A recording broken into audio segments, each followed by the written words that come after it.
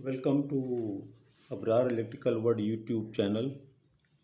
ये सेटकॉम पे मैंने पूरी एक डायग्राम्स बनाई हैं, क्योंकि जैसे कि मैं आपको कहता हूँ कि किताब से को एज इट इज़ उसमें कॉपी पेस्ट करके जब डायग्राम को बनाते हैं तो उसके बाद फिर उनको समझाना बहुत मुश्किल होता है। कम से कम मेरे लिए तो उसमें मुझे लगता है मज़ा नहीं आता, और बच्चों को भी मुझे लगता है इतना समझ में नहीं आ रहा होता। तो ये मैं इसलिए सारा इतना काम करता हूँ कि मैं इसको पूरा ही नेटवर्क या पूरी चीज़ें वाइट बोर्ड पे बनाता हूँ, और कोशिश करता हूँ साफ साफ बने, ताकि आप लोगों को समझ में आए। आप उसको पास करके या स्क्रीनशॉट भी ले सकते हैं। ये सब मेरी ओरिजिनल अपनी डायग्राम्स होती हैं, जो कि मैं किताबों को जो कि पढ़ते रहते हैं हम लोग, आप लोग सारे। तो उसके ऊपर जब इतना लिटरेचर होता है तो ये जो कुछ मैंने लिखा है, ये अगर किताब में आप देखें किसी, तो ये तकरीबन कोई 7-8 पेज 10 पेज के ऊपर ये सारा कुछ लिखा हुआ होगा एक्सप्लेनेशन के साथ, जबकि मैंने डायग्राम भी इसमें पूरी बना दी है। ये एक टिपिकल सेटकॉम है, और समझे टिपिकल ऐसा टिपिकल के यही तकरीबन लगा हुआ होता है। जो मैंने आपको एक पावर पॉइंट में भी मेरा एक लेक्चर होगा तो आप देखेंगे कि तो वो बिल्कुल यही इसी तरह से सारा लेआउट होता है। किसी भी आप सेटकॉम में जाएं, और एरिया भी स्टेटकॉम का बहुत कम हो जाता है, फुटप्रिंट आपको पता ही है। आप इतने बड़े भी देखेंगे कि 100 MVAR का सारा सेटअप लगा हुआ है विद ट्रांसफार्मर, और उसका जो टोटल डायमेंशन होगा वो इस तरह होगा कि 30 मीटर बाई से 15 मीटर, उसमें सारा ही लग जाता है। तो ये इसकी मैंने इसलिए आइडिया दिया है कि जो कहते हैं ना फुटप्रिंट कम है तो कितना कम है। फिर इसी तरह ये सब मॉड्यूलर होते हैं, मतलब डब्बे डब्बे डब्बे डब्बे रखे हुए हैं, और आप उनको असेंबल डिसअसेंबल कर ले, फैक्ट्री से इसी तरह आ जाते हैं। मैं आपको जो एक्चुअल सबसे पहला यूएसए में लगा था टेनेसी में, सल्वियन सब स्टेशन जो है, उसका भी डायग्राम मेरे पास है, पिक्चर यानी कि। तो वो मैं डायग्राम पूरी वो भी पावर पॉइंट में शेयर करूँगा उसी लेक्चर में। बहरहाल वो अब यूज़ में नहीं है, ये भी याद रख लें कभी बात हो कहीं, क्योंकि यूज़ में इसलिए नहीं है कि वो ज़ाहिर है उस ज़माने का था 25 साल पहले, तो स्टैटिक से चीज़ न्यूमेरिकल साइड पे सारी आ गई, तो स्टैटिक रिले जैसे रिप्लेस हो गई, तो इस तरह वो भी फिर ऑब्सोलीट हो गया, वो अब है नहीं। लेकिन मेरे पास उसकी पिक्चर है, तो मैं आपको, और उसकी वो है लेआउट कह लो उसको, पिक्चर का मतलब लेआउट है, एग्जैक्ट लेआउट है, वो मैं आपको दिखा दूँगा। मैंने देखा तो नहीं है उसको, लेकिन मैं टेनेसी बहुत दफ़ा गया हूँ, और मैंने 750 kV तक के भी ग्रिड स्टेशन मैंने देखे कोरिया में और दुनिया में।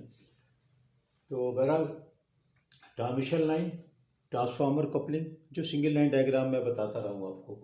उसके बाद ये बीच में जो था, ये एक रिएक्टर होता है इसके अंदर कनेक्ट करने के लिए, और उसके बाद फिर ये 3 फेस का DC AC कन्वर्टर, जिसको मैं बार बार कहता हूँ कि वही इन्वर्टर ही है असल में, उसको कन्वर्टर कह के हम लोगों को एक किस्म के कंफ्यूज ही कर रहे हैं।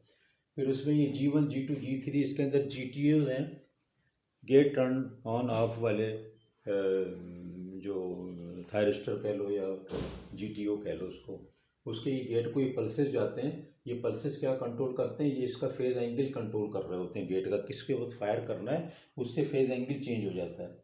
और ये 0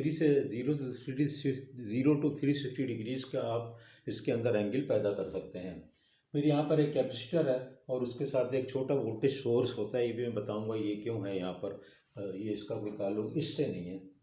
अब आप पहले तो इस प्रिंसिपल जो है, जो सारा पढ़ चुके हैं वही देख लें। सबसे आगे पहले राइट पे मैंने सारा कुछ लिखा हुआ है, आपको नज़र आ रहा है यहाँ पर। अगर ये दोनों वोल्टेज बराबर होंगे, ये यहाँ वालों को मैं कह रहा हूँ EABC, और इसको मैं UVW, जो ट्रांसफार्मर का IEEE का नॉमेनक्लेचर होता है UVW, वो मैंने लिख दिया ताकि ये आसानी से समझ में आ जाए। बजाय यहाँ पर कोई मैं छोटा A लिखता, यहाँ B लिखता, तो मैंने कहा यार ये इस तरह से आसानी हो जाएगी। ट्रांसफार्मर भी UVW होता है, IEC का स्टैंडर्ड जो उसके मुताबिक, आपने देखा भी होगा ट्रांसफार्मर पे UVW।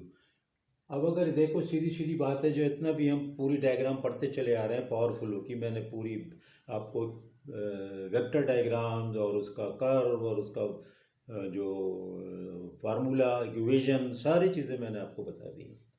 अब उसके अंदर आपको सारा पता है कि अगर वोल्टेज का मैग्नीट्यूड फ़र्क होगा तो उधर से रिएक्टिव पावर आएगा मैं ज़्यादा की तरफ से, और अगर एंगल का फ़र्क होगा तो एक्टिव पावर।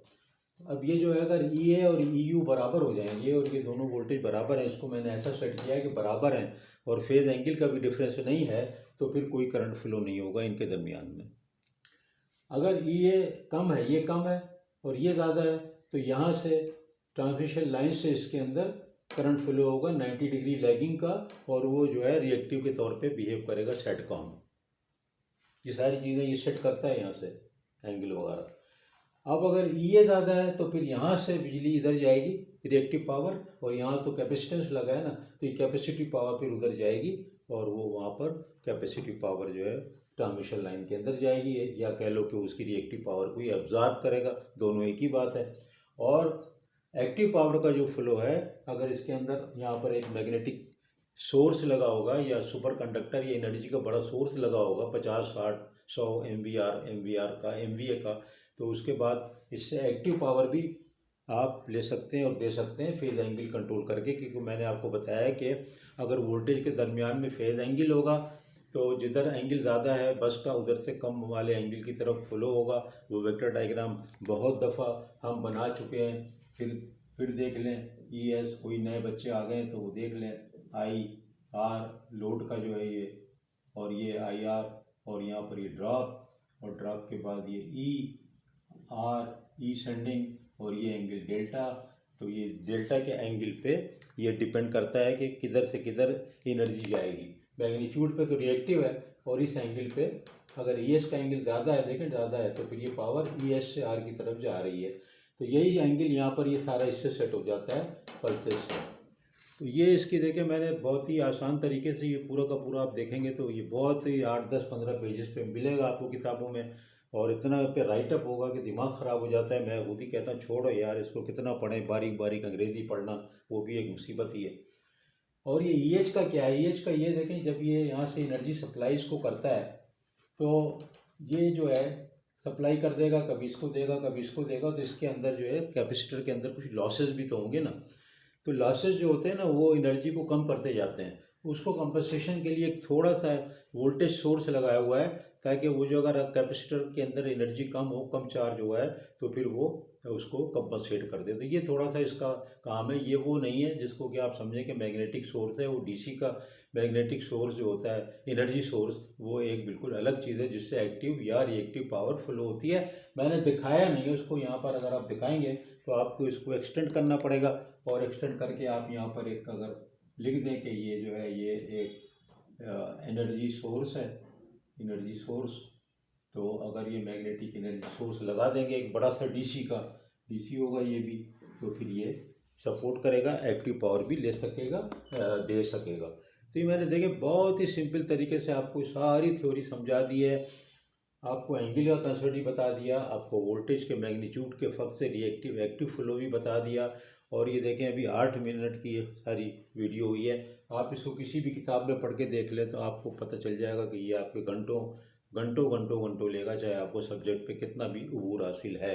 अब ये क्या है इधर, ये मैंने मुनासिब समझा कि यार ये भी बता दूं कि जब यहाँ से डीसी एसी में कन्वर्ट होती है तो वो मैग्नीट्यूड उसका क्या है। होता ये है कि जब ये इस तरह के जितने भी कन्वर्टर, अगर आप देखें, आप पावर इलेक्ट्रॉनिक्स की किताब उठाएं उसमें कन्वर्टर देखें, जैसे 6 वे का ये कन्वर्टर है, तो उसके अंदर आप देखेंगे तो जो वेव जनरेट होती है स्क्वायर वेव होती है, स्क्वायर वेव होती है। इसीलिए ये जो बॉस ये जो लगाए जाते हैं ना ये अंदर कन्वर्टर, ये 8-8, 10-10, 12-12 इस तरह बहुत से लगाते हैं, और उनको फेज शिफ्ट में आउटपुट को कर देते हैं, ताकि जो स्क्वायर वेव है एक दूसरे से थोड़ी ओवरलैप होती हुई आगे बढ़े, तो अल्टीमेटली वो तकरीबन close to the AC fundamental 50 hertz के या 60 हर्ट्ज़ जो भी आप चाहें वो बराबर हो जाएगी।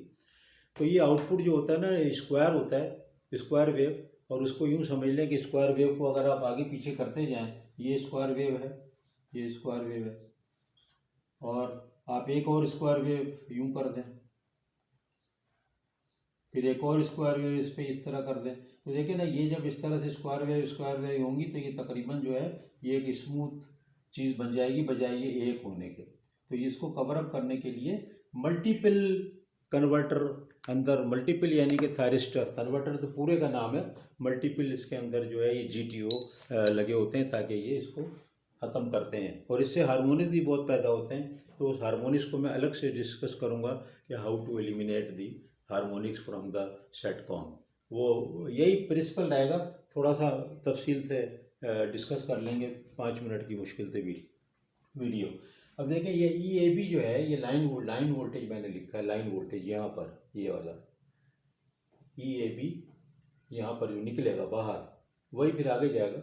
तो ये 1.1 EH ये जो वोल्टेज है कैपेसिटर के अगेंस्ट, ये EH कोई अलग से बहुत बड़ा सोर्स नहीं है, मैंने बताया ना कैपेसिटर के वोल्टेज की एनर्जी को बराबर रखने के लिए लगा हुआ है। असल में यही कैपेसिटर का ही वोल्टेज है यहाँ पर, और ये डिवाइड बाई √2 करके ये 0.878 EH आउटपुट होता है। ये किसी भी आप DC कन्वर्टर GTO बेस्ड हो या कोई SCR है जो भी है, आप उसको जाके देख लें पावर इलेक्ट्रॉनिक्स की बुक में, तो आपको ये शायद इक्वेशन मिल जाए। ये इक्वेशन अगर ना भी मिले तो कोई बात नहीं, और लाइन टू न्यूट्रल के लिए √3 से तकसीम कर दें तो ये 0.45 EH, यानी यहाँ अगर जो वोल्टेज है तो उसका लाइन टू न्यूट्रल वोल्टेज तकरीबन आधा यहाँ पर मिलता है। तो ये चीज़ आपको भी अगर पता लग जाए, वोल्टेज आउटपुट आपको देखेंगे आप बहुत से लेक्चर को जाके देखें तो आपको ये जो है ना ये वाली चीज़ मुश्किल से मिलेगी कि जनाब ये वोल्टेज का इनपुट और आउटपुट, क्योंकि ये पावर इलेक्ट्रॉनिक्स की किताब में कन्वर्टर वहाँ पर जहाँ पर डिस्कस होंगे, इन्वर्टर जहाँ डिस्कस होंगे, वहाँ पर आपको ये इक्वेशन और ये फार्मूले मिलते हैं। तो